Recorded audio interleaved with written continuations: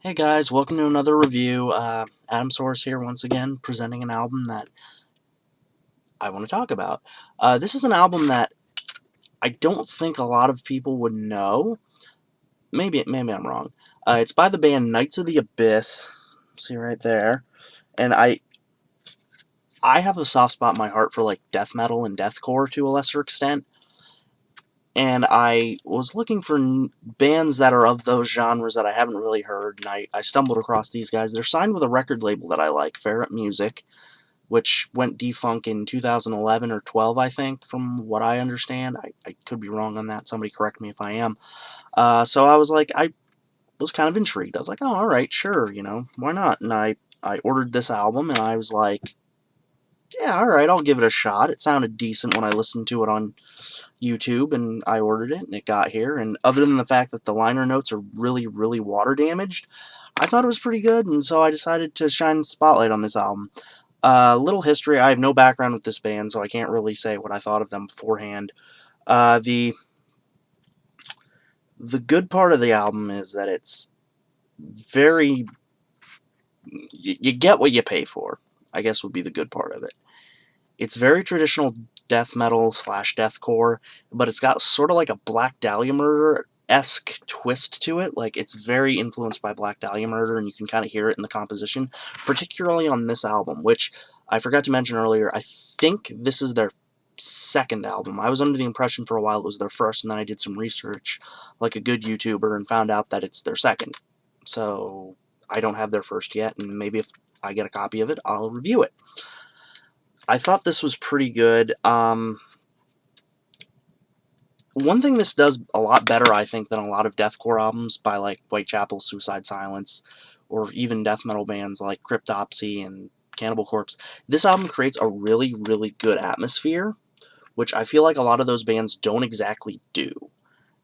It kind of gives them a little bit of a different identity, even though they kind of sound like a mix between Black Dahlia Murder and maybe Whitechapel. That's probably a bad example. I'm not a huge Whitechapel fan, so I'm probably wrong on that, but that's kind of who they make me think of. All in all, musically, it's standard but enjoyable. There's deathcore with a little bit of a melodic death metal twist, and there's some good vocal work. The vocals are your standard kind of vocals, and with a little bit of high stuff in there. So, again, it kind of brings to mind Black Dahlia Murder. Not really amazing vocals, but they're decent. I don't have a problem with them, but on that same merit, they don't make me, come back for more vocal work. And the lyrics are very Slayer-ish, very evil and hell and demons and sherbet, all that kind of crap. Overall, I'm not a fan of the lyrics necessarily. I kind of think those lyrics are overdone and cheesy and really hard to do, like, well, I think. Or if you're doing them, you got to do it with a little bit of tongue-in-cheek humor. Another theme I noticed running through this CD is there's a lot of callbacks to Dante's Inferno, which is really cool because I like the Inferno because I'm a huge nerd like that. Look at my inner English major shining through right here, guys. I thought it was cool that they put I'm sorry, not influence, references to that in here. I don't know if that's supposed to be the theme, though.